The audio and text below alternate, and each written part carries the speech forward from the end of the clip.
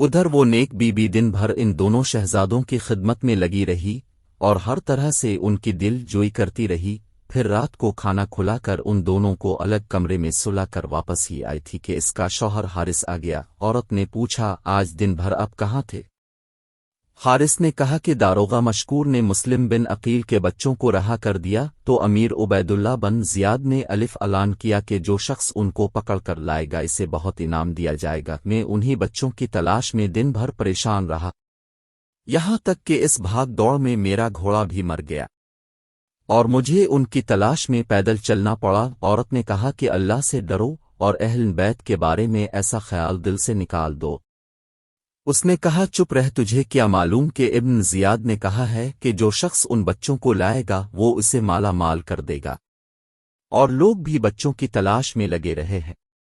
عورت نے کہا کہ کتنے بد نصیب ہیں لوگ جو دنیا کے خاطر ان یتیم بچوں کو دشمن کے حوالے کرنے کے لیے تلاش میں لگے ہوئے ہیں اور اس دنیا کے عوض اپنا دین برباد کر رہے ہیں۔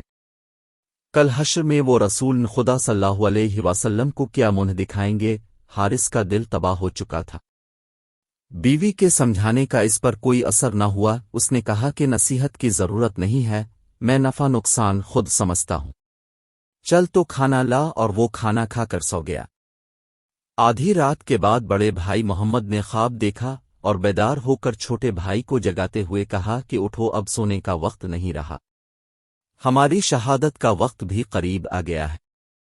ابھی میں نے ابا جان کو دیکھا، وہ نبی کریم صلی اللہ علیہ وسلم، حضرت علی، حضرت فاطمہ اور حضرت حسن کے ساتھ جنت کی سیر کر رہے ہیں، اور حضور پاک صلی اللہ علیہ وسلم ابا جان سے فرما رہے ہیں کہ تم چلے آئے اور اپنے بچوں کو ظالموں میں چھوڑ آئے۔ تو ابا جان نے عرض کیا کہ وہ بھی ان قریب آنے والے۔ چھوٹے بھائی نے کہا کہ بھائی جان، میں نے بھی اسی طرح کا خواب دیکھا، کیا سچ میں ہم لوگ کل صبح قتل کر دیے جائیں گے؟ ہائے، ہم ایک دوسرے کو قتل ہوتے کیسے دیکھیں گے؟ یہ کہہ کر دونوں بھائی ایک دوسرے کی بانہوں میں باہیں ڈال کر رونے لگے۔ ان کے رونے سے حارث کی آنکھ کھل گئی۔ اس ظالم نے بیوی کو جگا کر پوچھا کہ یہ بچوں کے رونے کی آواز کہاں سے آ رہی ہے؟ عورت بیچاری سہم گئی اور اس نے کوئی جواب نہ دیا۔ وہ خود اٹھ کر چراغ جلا کر اس کمرے کی طرف گیا جہاں سے بچوں کے رونے کی آواز آئی تھی۔ جب اندر داخل ہوا تو دیکھا کہ دو بچے روتے ہوئے بے حال سے ہو رہے ہیں۔ اس نے پوچھا، تم کون ہو؟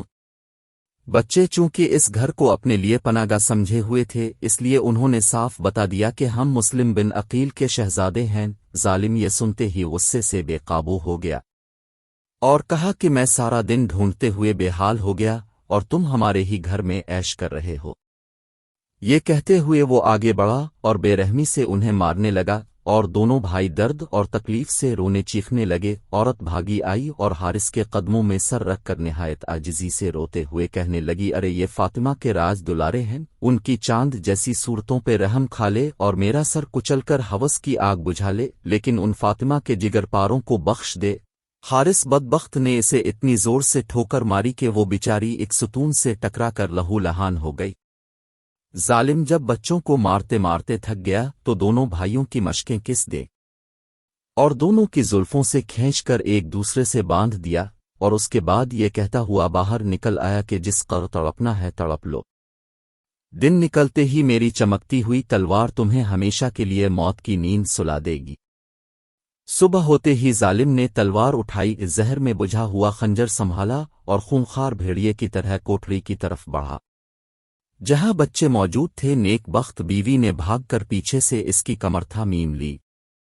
حارث نے اتنے زور سے اسے دھکا دیا کہ اس کا سر ایک دیوار میں جا لگا اور وہ وہیں گر پڑی۔ وہ جب کوٹری میں گیا تو چمکتی تلوار اور خنجر دیکھ کر دونوں بھائی کانپنے لگے۔ بدبخت نے آگے بڑھ کر دونوں بھائیوں کو زلفوں سے پکڑا اور نہایت بے دردی سے گھسیٹتا ہوا باہر لایا۔ تکلیف سے دونوں بھائی رونے لگے اور فریاد کرنے لگے، لیکن اس ظالم کو ترس نہ آیا۔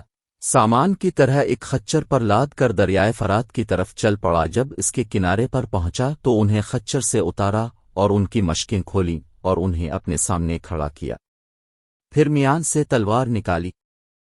اتنے میں اس کی بیوی بھی گرتی پڑتی پیچھے آ پہنچی۔ آتے ہی اس نے شوہر کے ہاتھ پکڑ لیے اور خوشامد کرتے ہوئے کہا کہ خدا کے لیے اب بھی مان جا، دیکھو بچوں کی جان سوکھی جا رہی ہے، تلوار ان کے سامنے سے ہٹا لو۔ مگر حارث پر پوری طرح شیطان سوار تھا، اس نے بیوی پر وار کیا، وہ زخمی ہو کر گری اور تڑپنے لگی۔ بچے یہ منظر دیکھ کر اور سہم گئے، اب بدبخت اپنی خون آلود تلوار لے کر بچوں کی طرف بڑھا۔